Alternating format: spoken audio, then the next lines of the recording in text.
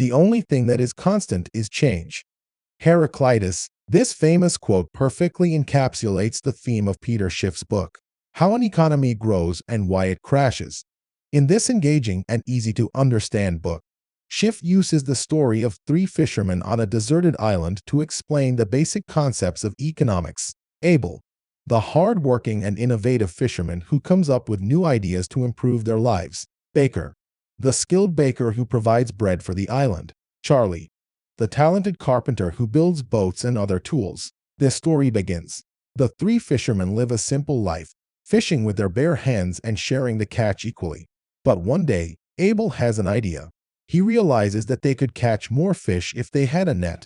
So, he spends his free time weaving a net from vines and branches. The net is a success. With the net, the fishermen can catch more fish in less time. This means they have more food to eat and more time to do other things. They can also trade the extra fish for other goods and services. The economy grows. As the fishermen become more productive, their standard of living improves. They build better homes, buy new tools, and enjoy more leisure time. This is an example of economic growth. But then, trouble strikes. One day, a storm destroys the net. Without the net, the fishermen are back to square one.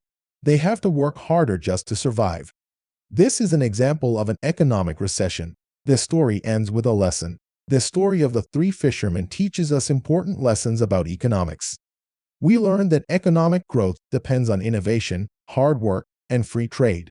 We also learn that recessions are a natural part of the economic cycle. But the story doesn't end there. The book goes on to explore more complex economic concepts, such as inflation, money, and the role of government. Schiff uses clear and concise language to explain these concepts, making them accessible to even the most novice reader. Whether you're a student, a business owner, or just someone who wants to understand the economy better, How an Economy Grows and Why It Crashes is a must-read. So what are you waiting for? Pick up a copy today and start learning about the fascinating world of economics, money, and inflation. Our fishermen are happy with their new net. They have more fish than they can eat. But they soon realize a problem. Bartering is time-consuming. It's hard to find someone who wants what you have. They need a better way to trade. So, they decide to use seashells as money. Seashells are easy to carry, divisible, durable, scarce. With money, the fishermen can trade more easily. They can also save their money for future purchases. This motivates them to work harder and produce more. But then, the government gets involved.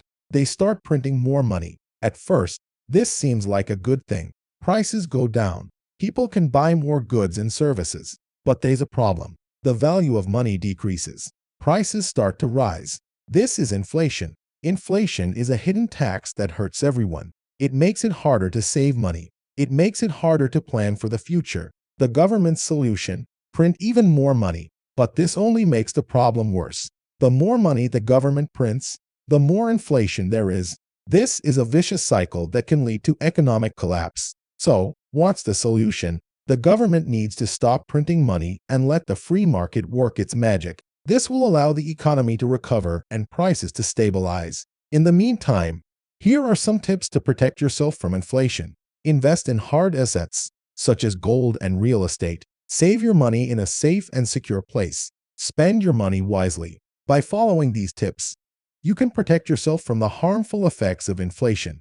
Economic recession. Our fishermen are doing well. They have enough food to eat and a comfortable place to live. But Abel wants more. He wants to expand his business and catch even more fish. To do this, he needs a loan.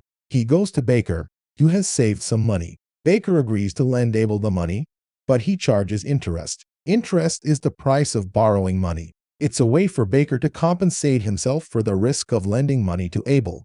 Abel agrees to pay the interest. He uses the loan to buy a bigger boat and more nets. With his new equipment, Abel catches more fish than ever before. He's able to pay back the loan with interest. Everyone is happy. But then, the economy takes a downturn. Interest rates go up. This makes it harder for Abel to pay back his loan.